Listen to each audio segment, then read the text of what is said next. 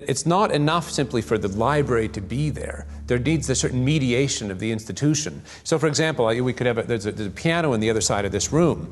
You know, we could say, well, there's a piano, you're free to play the piano. But I can't play the piano, I don't know the chords and the scales, I haven't. And yet if I did all that, then what I can make happen on the piano is infinitely richer than if I've never learned to play the piano. Yeah. And I suppose when we talk about rescuing the values of the treasure trove, that's discipline as the precondition for freedom. Yes. Right, which is actually a Nietzschean idea, at least in part. I mean, it's older than that. It's the apprenticeship idea. It's that before you can be a painter who can paint what's beyond mere memory, you have to inculcate that discipline skill, and a lot of that is painful repetition and hard grinding work. It's the sacrifice of the present for the future.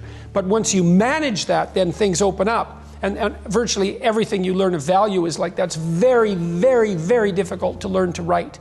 And there's arbitrary rules that you have to follow and bind yourself to. And while you're learning those rules, the probability that you have any creative freedom to speak of or any facility with the rules is very low. You're a rank beginner.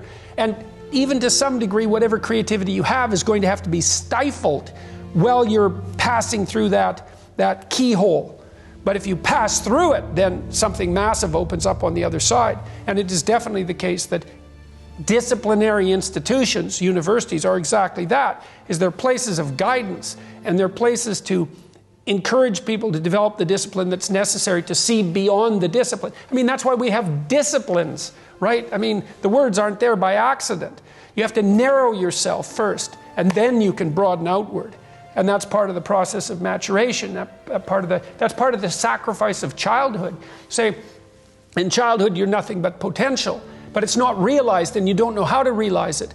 And so then the question is, well, how do you get to a point where you realize the potential? And the answer is, you sacrifice almost all of it to a single direction. This is Nietzsche's commentary on the Catholic Church. He's a great admirer of the Catholic Church, despite the fact that he was also a radical critic of Christianity. See, the thing about the Catholic Church is that it forced everything to be interpreted within a single explanatory framework. And that was a discipline. And once that discipline was established, then the disciplined mind could explode in every direction, which is precisely what happened. And that's the thing about growing up, is that when you're a teenager and a young adult, you have to sacrifice everything you could have been as a child to be the one thing that you're aiming at. But then that opens up, and the universities are part and parcel of that process. And you need the guidance, because the library is too large to wander through it unaided.